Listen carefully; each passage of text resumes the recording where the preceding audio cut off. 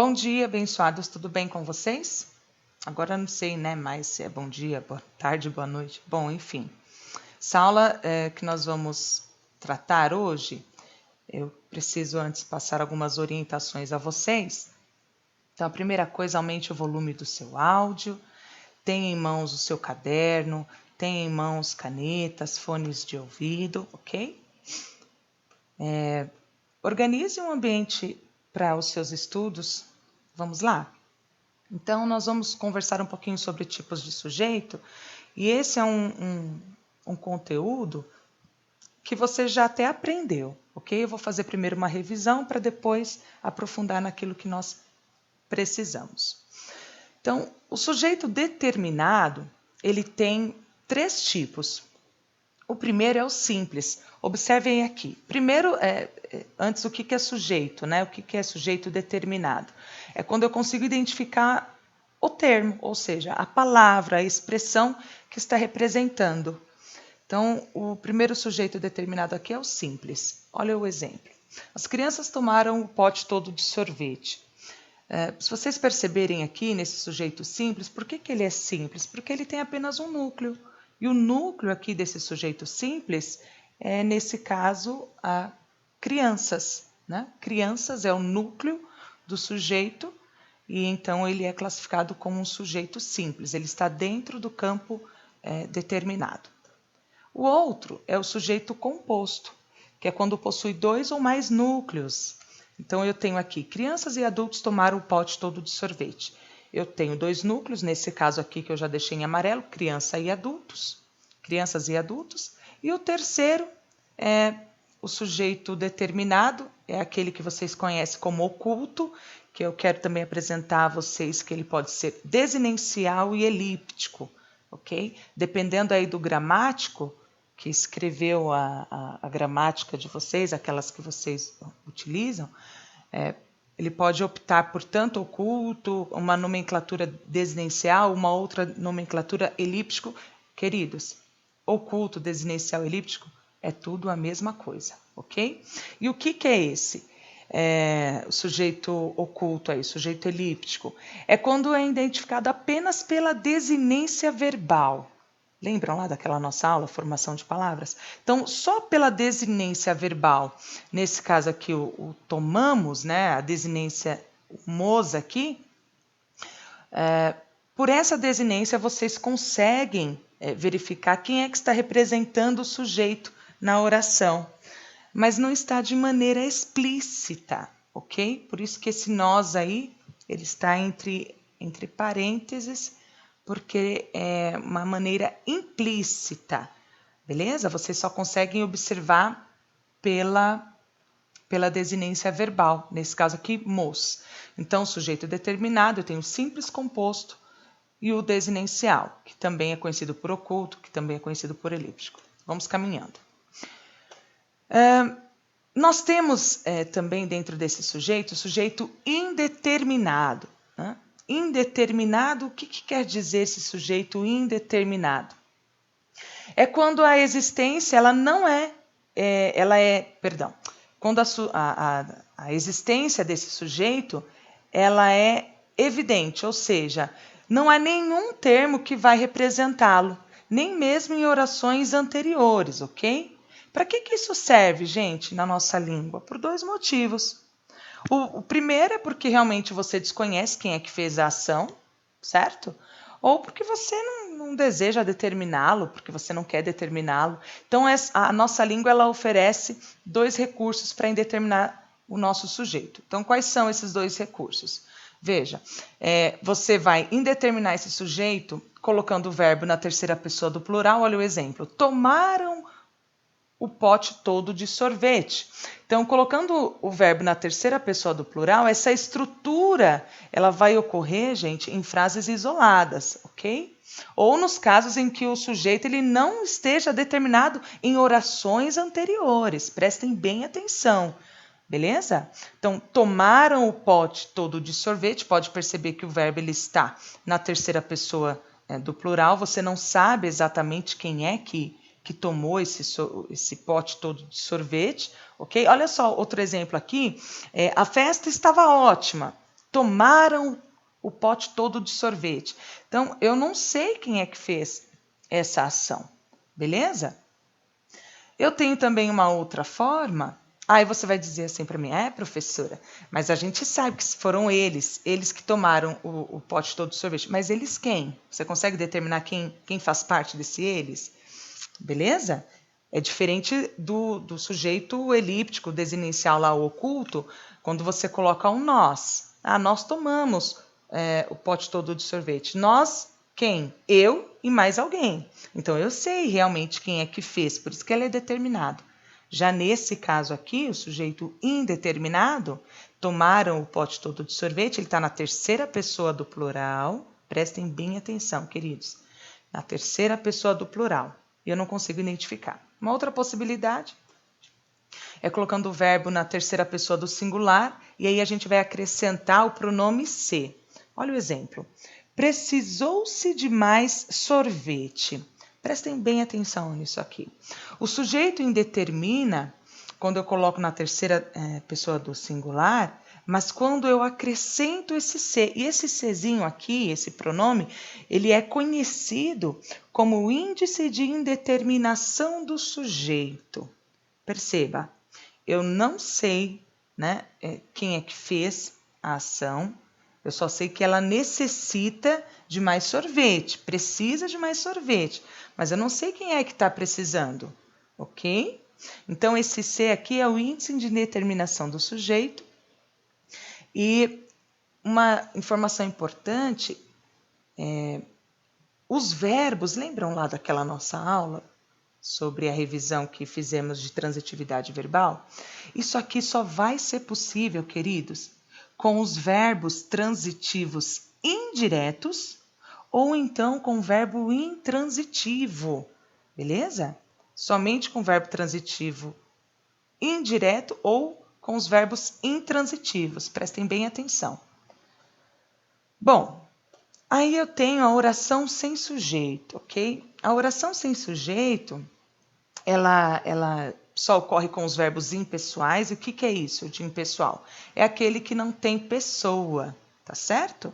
Se não tem pessoa, não concorda com ninguém. Portanto, se eu não tenho sujeito, eu não tenho como o verbo concordar com alguém, beleza?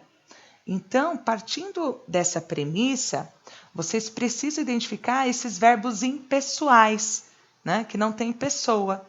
E aí vai ter um jeitinho certo do verbo ficar na oração. Então, quais são esses verbos impessoais? Eu tenho aqui o fenômeno da natureza. Então, chover, anoitecer, entardecer, tudo bem? Olha aqui o exemplo. Choveu muito ontem. Eu tenho o fenômeno da natureza, que é o verbo chover, né? No inverno, anoitece bem cedo. O verbo anoitecer, que também é um fenômeno da natureza. Está chovendo pouco no sul do país. Perceba aqui, está chovendo é uma locução verbal, ok? Mas eu tenho núcleo aí, o meu verbo principal continua sendo um fenômeno da natureza. Portanto, nessas três expressões aqui, nessas três orações, eu não tenho sujeito na oração, porque eles são verbos impessoais. Tem outro verbo também, que ele é impessoal, que nesse caso aqui é o verbo haver. Ele só vai ser impessoal, queridos, quando ele tiver o significado de existir, de acontecer. E acrescento aqui a vocês também o sentido de ocorrer, que eu não coloquei aqui no slide. Então, percebe, havia poucas pessoas na reunião de pais. O verbo havia, ele não concorda com ninguém. Percebe que ele está na terceira pessoa do singular? Certo? Essa é a posição do verbo, na terceira pessoa do singular. Tanto o de fenômeno da natureza, quanto o verbo haver no sentido de existir, ocorrer e acontecer, ele é impessoal, portanto, ele fica na terceira pessoa do singular, certo? Então, houve algum problema com você? Percebe que eu não estou... eu altero o tempo verbal, mas eu não altero a pessoa verbal. Ele sempre está nessa posição, na terceira pessoa do singular. O tempo verbal, se é presente, se é passado, se é futuro, ele faz normalmente. ok? E também ocorre com as locuções verbais. Ó, na minha cidade está havendo, ok? Uma exposição de artes. Eu tenho dois verbos e o verbo principal aqui é o haver, né? Nessa locução verbal, o verbo principal é o haver e o verbo auxiliar é o estar. Tudo bem? A outra forma de ter uma oração sem sujeito é o verbo também haver, quando ele indica tempo decorrido. Queridos, aqui está o maior problema da nossa fala. As pessoas gostam de fazer concordância com um sujeito que não existe. Então, é muito comum a gente ouvir assim, fazem 10 meses que não falo com a minha mãe, sei lá. Né? Esse fazem, ele está errado. Por que está errado? Porque o verbo fazer e o verbo haver, no sentido de tempo decorrido, ele é impessoal. Então, o verbo haver e o fazer, aqui eu só coloquei haver, né? Então, é haver e fazer, indicando o tempo decorrido, ele é impessoal. Se é impessoal, na terceira pessoa do singular, ok? Há 10 anos não vejo você, faz 10 meses que não me telefona, deve fazer, ó, locução verbal da mesma forma. Deve fazer décadas que se casaram. Então, percebam, queridos, o verbo ele está na terceira pessoa do singular. O tempo verbal muda, certo? Mas a pessoa do verbo não. Por isso que ele é impessoal. Aqui eu deixei de colocar o verbo fazer. Então, é o verbo fazer e haver, ok? Indicando o tempo decorrido. E por último, nós temos aqui essa tríade, fazer, ser e estar. Indicando o tempo ou fenômeno natural. Ele também é impessoal, portanto, a oração é sem sujeito, não tem pessoa, ele vai ficar na terceira do singular. Aí estão os exemplos, faz muito calor no norte do Brasil. Naquela manhã fazia um frio intenso. Perceba que faz é presente do indicativo e fazia, nós já mudamos o tempo verbal. Ele já está no pretérito, ok? Pretérito imperfeito. Então, quanto ao tempo verbal, a gente altera sem nenhum problema. A gente só não altera a pessoa do discurso, que aí nesse caso aqui na terceira do singular. Quero chamar a atenção de vocês aqui quando nós falamos, quando nós usamos o verbo ser, tá?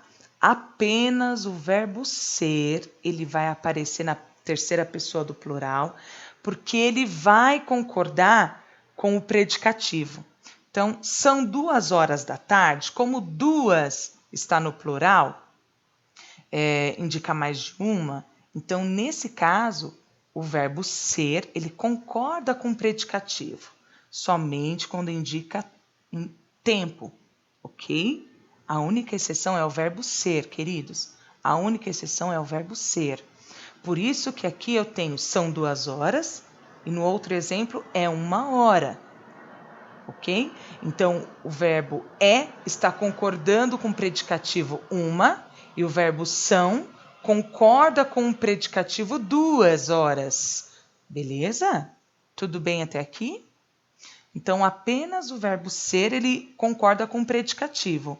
O restante, a posição é a mesma. Terceira pessoa do singular, ok? Então, vamos fazer uma revisão? O que nós observamos? O sujeito determinado, eu tenho 3 tipos, que é o simples, que ele tem apenas um núcleo, o composto, 2 ou mais núcleos, ou o oculto, que também tem o nome de elíptico, que desinencial, todos fazem parte do tipo de sujeito determinado. Então, ele vai concordar com o verbo, sem nenhum problema, ele concorda com o verbo e assim vai. Nós temos aqui também a classificação dos indeterminados, né? O sujeito indeterminado, ele não existe, ele não é identificado e ele vai ocorrer quando o verbo está na terceira pessoa do plural ou então quando ele está na terceira pessoa do singular, mais o índice de indeterminação do sujeito, que é essa partícula aqui, o pronome se, beleza? Então, percebam aí que eu tenho o sujeito indeterminado somente quando o meu verbo está na terceira, ou do plural, ou então do singular mais o ser, ok? Prestem bem atenção sobre isso. E eu tenho o inexistente, que é a minha oração sem sujeito, só vai funcionar com os meus verbos impessoais, que são aqui os verbos que indicam fenômeno da natureza, o verbo haver no sentido de ocorrer, existir e acontecer, o verbo fazer e haver quando ele indica tempo decorrido, ou então a nossa tríade fazer, ser e estar, quando vai indicar fenômeno da natureza, quando indica tempo, e aí a gente faz uma ressalva para o verbo ser, que é o único que concorda com o predicativo, é o único, e aí ele vai para a terceira do plural, concordando aí com o predicativo, tá bom? Queridos, então agora nós vamos fazer alguns exercícios, espero que vocês façam, né, esses exercícios conforme nós havíamos combinado, e é isso, um beijo.